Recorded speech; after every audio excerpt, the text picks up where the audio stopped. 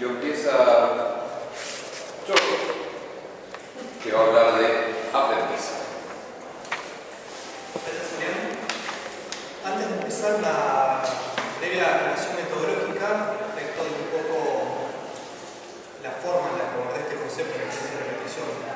Cuando busqué, básicamente primero busqué cada vez que aparece el concepto de aprendizaje, de ejercicio de repetición y aprender, lo primero que uno encuentra cuando busca es que aparecen por lo menos tres verbos vinculados. Por un lado aprender, como común, por otro lado también aprender con H, y después aparece esa C, que es como captar.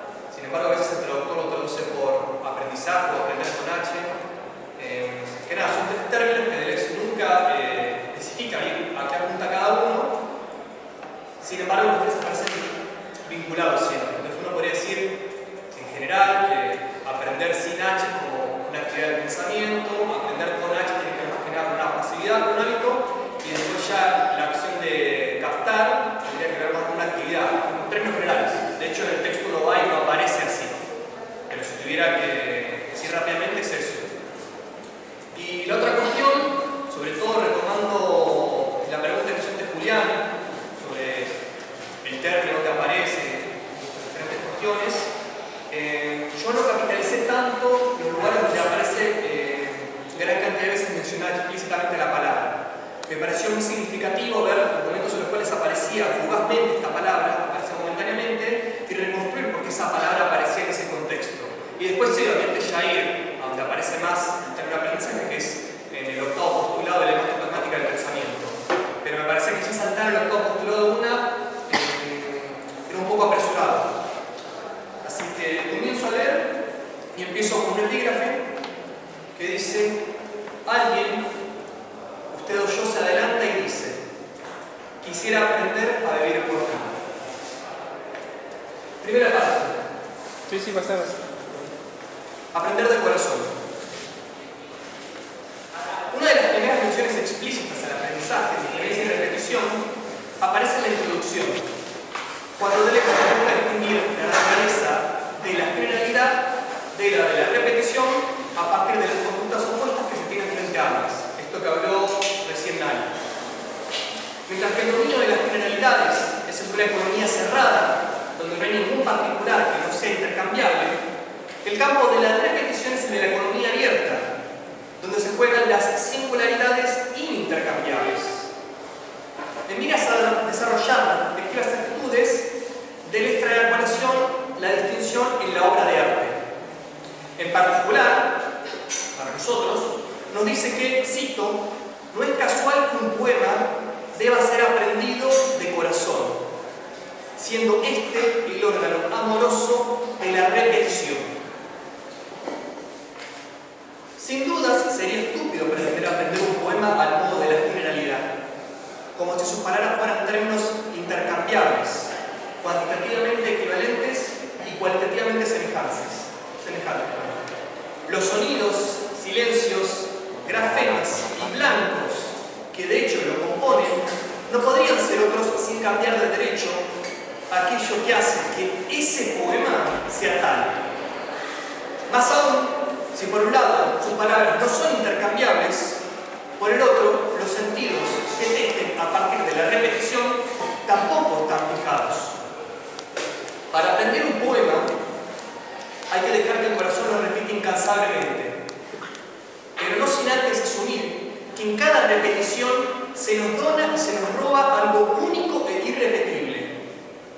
En efecto, en las reiteradas lecturas que hacemos de él, nos sentimos atraídos a capitalizar diferentes lugares y momentos del escrito, como si éste ya no fuese igual a sí mismo, como si sus secretos se nos escabullesen entre los dedos de las manos.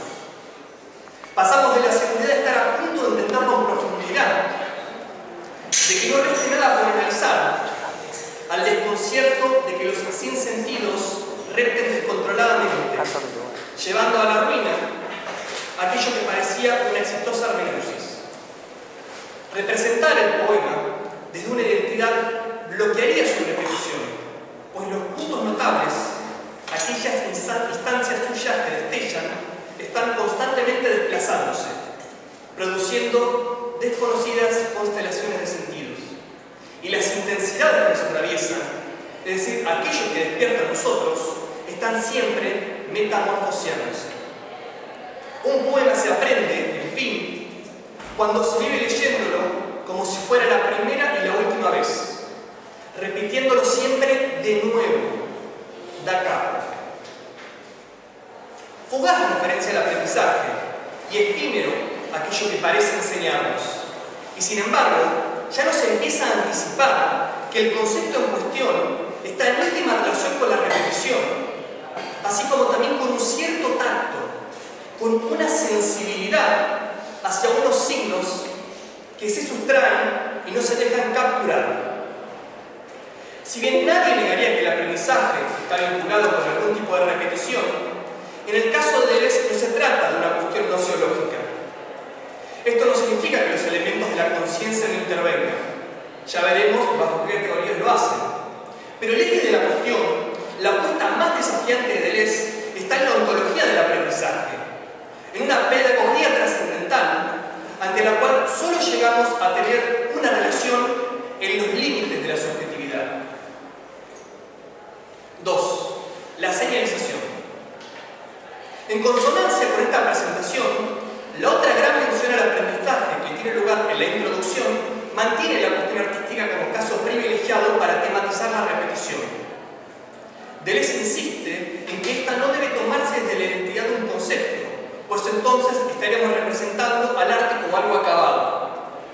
Este tipo de repetición en verdad presupone otra, dinámica y evolutiva, y solo desde esta es que podemos comprender la génesis real de una obra de arte. Por esta misma razón, el concepto de causalidad también resulta ineficiente en tanto se limita al dominio de las posibilidades lógicas. La alternativa que ofrece Deleuze para pensar la repetición es la señalización, que es un proceso físico cuyo campo genético está compuesto de dos partes. Primero, la señal, que es, cito, un sistema dotado de elementos de disimetría provisto de órdenes de magnitudes dispares. Y segundo, el signo, que es, cito, lo que sucede en tal sistema, lo que fulgura en el intervalo, semejante a una comunicación que se establece entre los elementos dispares.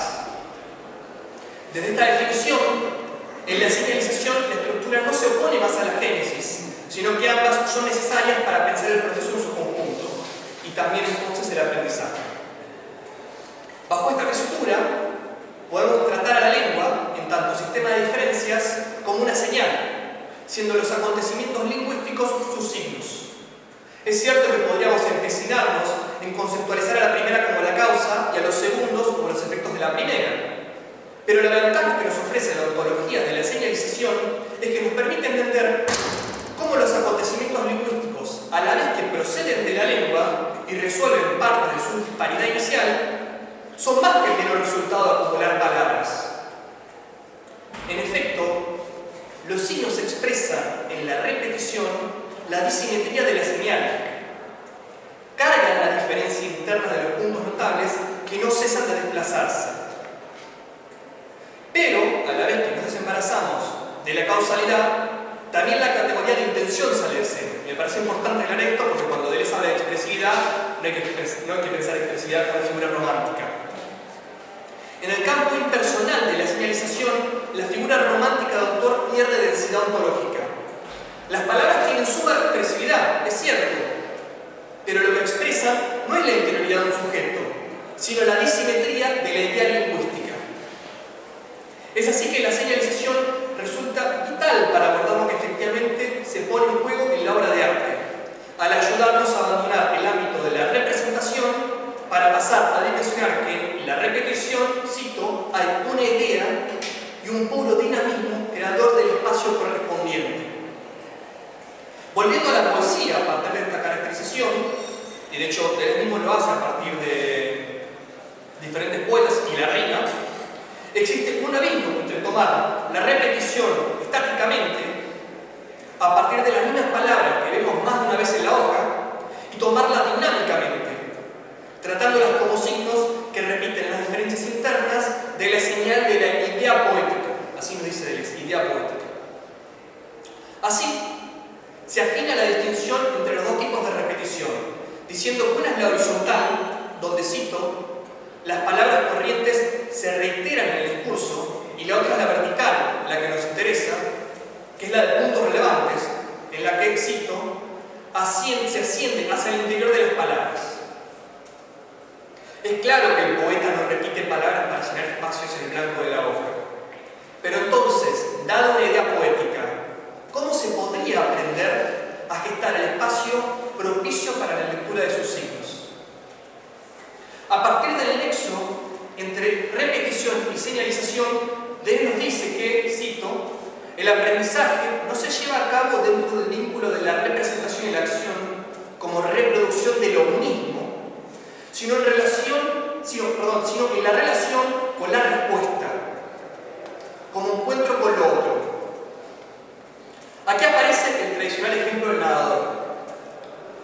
Tradicional porque aparece varias veces en la literatura filosófica. Desde la idiomotricidad se cree que la acción de nadar debe ser precedida por una representación mental de los movimientos que se estima que se harán una vez que estemos en el agua. Deleuze niega esta concepción intelectualista y pueril, diciendo que esta no es la génesis real del aprendizaje, y sostiene que en verdad se trata de una experiencia sensorio-motriz, lo que significa que solo saliendo al encuentro de los signos de la ola es que podemos dar una respuesta corporal. En otras palabras, se aprende a nadar tirándose al agua. No hay representación que pueda dar con la respuesta que el cuerpo produce cuando éste repite los movimientos de la ola. No solo porque los dinamismos de la ola tienen componentes impredecibles, sino porque los movimientos que el cuerpo repite no tienen semejanza con los de la ola. Hay una relación irrepresentable, puramente práctica, en la lectura de los signos del mar. Tal como dice Deleuze, cito, cuando el cuerpo conjuga sus puntos notables con los de la ola, anuda el principio de una repetición que ya no es la de lo mismo, sino que comprende lo otro, que comprende la diferencia de una ola y de un gesto al otro, y que transporta esta diferencia en el espacio repetitivo así constituido. Fin de la cita. Por eso es que esta familiaridad práctica con los signos no solo implica lo amoroso del corazón que mencionamos arriba, el corazón que repite, sino que Deleuze también agrega que hay una cercanía con la muerte en el aprendizaje. El encuentro con lo otro implica siempre un peligro incalculable, un exponerse a lo desconocido y mortalmente violento. El espacio de aprendizaje es liminal, cargado de imágenes de muerte. Se aprende a nadar a los bordes de ahogarse, cuando realmente nos falta el oxígeno. Y si efectivamente la nada nadea, todo aprendizaje es una forma de aprender a nadar en la nada. Por eso es que ayudan tan poco quienes nos dicen haz como yo. Una vez que se ha adquirido el aprendizaje, que se tiene el hábito, se tiende a olvidar lo cercano de la muerte en todo el proceso. La enseñanza requiere de los maestros que nos dicen haz junto conmigo y que lo acompañan a uno en ese salto hacia la nada. Ahora bien, habiendo hecho esta caracterización introductoria del aprendizaje, ya podemos vislumbrar la tensión y la dimensión que toma este concepto con Deleuze. Y acá me parece que está en vinculación con la Kant de Sinfonía, y me parece que está en tensión. Si por un lado el cuerpo debe poder familiarizarse con los signos, por el otro los signos solo nos enseñan realmente allí donde rompen con los límites de la corporalidad. No se aprende a vivir sin aprender a morir, por lo menos no tanto en experiencia ontológica. En este sentido, debemos distinguir dos nociones que Deleuze despliega de aprendizaje. Una está en la síntesis pasiva del hábito, la otra en el uso discordante de las facultades. Así que bueno, ahora exponderé primero el hábito, que lo expuso antes a partir de la síntesis pasiva Andrés, y después pasaré el uso discordante. Esencialmente lo que quiero es plantear como esta dicotomía. Por un lado, el aprendizaje tiene esta noción de hábito, de poder reconocer signos de esta síntesis pasiva, pero por el otro lado hay una cuestión de un límite, de una experiencia con la muerte, como dice Deleuze. Entonces, pasando con el hábito, y muy por encima en este caso, el aprendizaje aparece vinculado en el segundo capítulo de diferencia y repetición a partir del desarrollo de la primera síntesis del tiempo. Deleuze comienza su análisis claramente argumentando que en la repetición algo cambia. Por lo pronto, el espíritu que contempla no se mantiene imperturbable. Algo en él se modifica, más allá de que el objeto repetido pueda no hacerlo. Esto se debe a que, a partir de una sucesión de casos, la imaginación, en tanto poder de contracción, sintetiza el presente viviente. La síntesis de esta facultad es diferente a las que producen la memoria y el entendimiento. Estas son reflexivas, ya sea de un pasado como rememoración o de un futuro como previsión, y por lo tanto también activas. En lo que respecta a la temporalidad del presente viviente, estas síntesis activas del entendimiento y la memoria, del para nosotros, presuponen la síntesis originaria del para sí, en la que puedan sostener sus actividades. Esta síntesis originaria consiste en que la imaginación, a partir de la repetición, contrae los instantes sucesivos, posibilitando la continuidad del presente.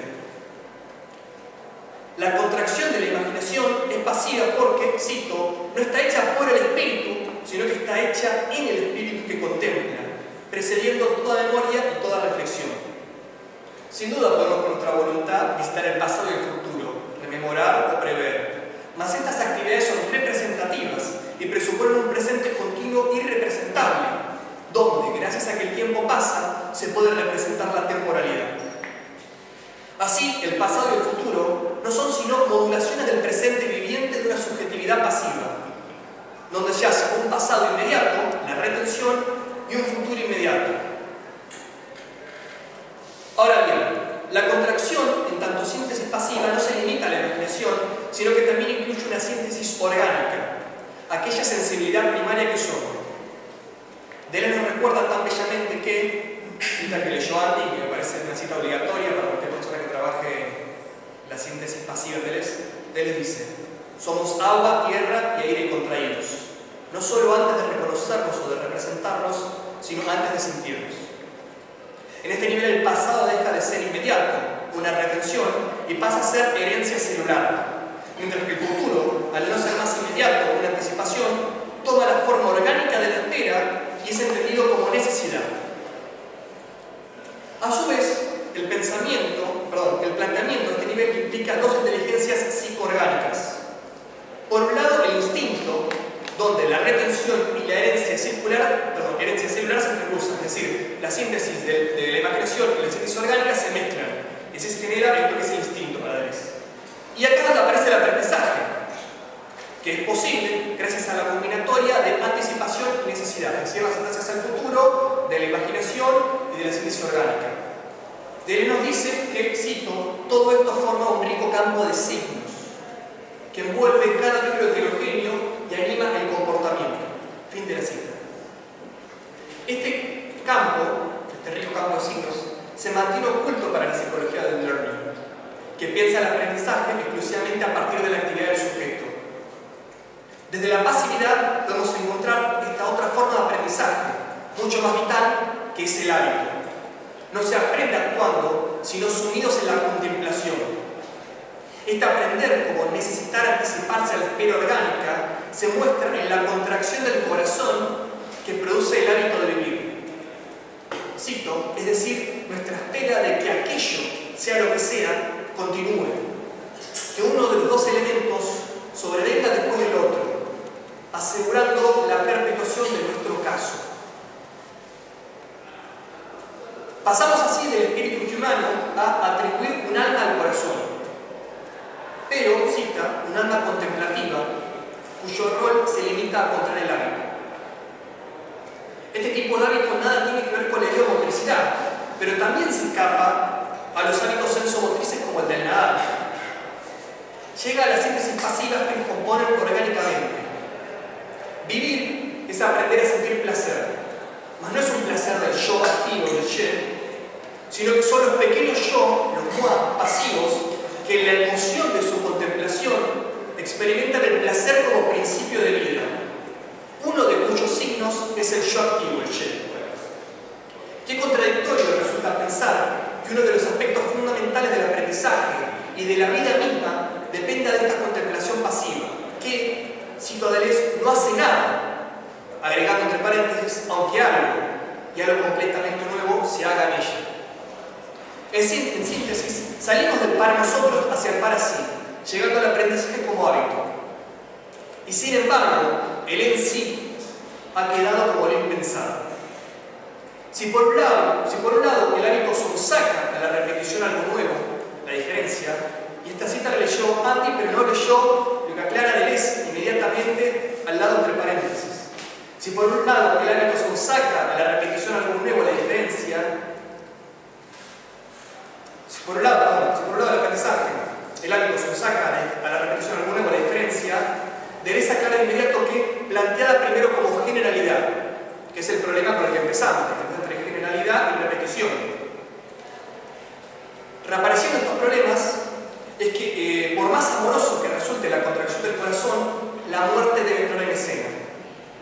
El aprendizaje de las síntesis pasivas solo nos permite aprender a pensar lo pensado, pero el nivel ontológico reclama una mayor profundidad. Vamos todavía más allá. ¿Cómo podemos aprender a pensar lo impensable? ¿Cómo podemos aprender a pensar la diferencia pura y la repetición? En medio de los otros postulados de la imagen dogmática del pensamiento, Deleuze desarrolla su teoría diferencial de las facultades. Se busca restaurarles el estatuto ontológico, vulnerado por el tratamiento empírico y psicológico que padecieron. La noción fundamental que nos interesa es que pensar no es algo innato, sino que requerimos de un aprendizaje para producir una génesis del pensar en el pensamiento mismo. Para desarrollar esto, Deleuze empieza proponiéndonos que mientras algunas cosas dejan al pensamiento estable, otras nos fuerzan a pensar. Si nos quedamos tranquilos y los objetos del reconocimiento, no estaremos más dentro del dominio de las posibilidades. Solo una violencia originaria que produce una necesidad ya no orgánica, sino absoluta, es que nos lanza realmente a pensar. Esta violencia, al igual que la señalización, acontece en un encuentro fundamental, en este caso con algo que solo puede ser sentido. A contramano del reconocimiento, donde el objeto se relaciona en concordancia con todas las facultades en un sentido común, Deleuze reclama el nacimiento de una sensibilidad pura en el sentimiento. Entonces, un signo nos expone a algo que ya no es un ser sensible, sino el ser de lo sensible. Desde el ejercicio empírico de la sensibilidad, este signo se muestra como lo insensible, pues aquello captado no es comunicable al resto de las facultades. Pero cuando el sentido común deja de limitar la especificidad de esta sensibilidad, tiene lugar el juego discordante de las facultades, donde los órganos se hacen metafísicos.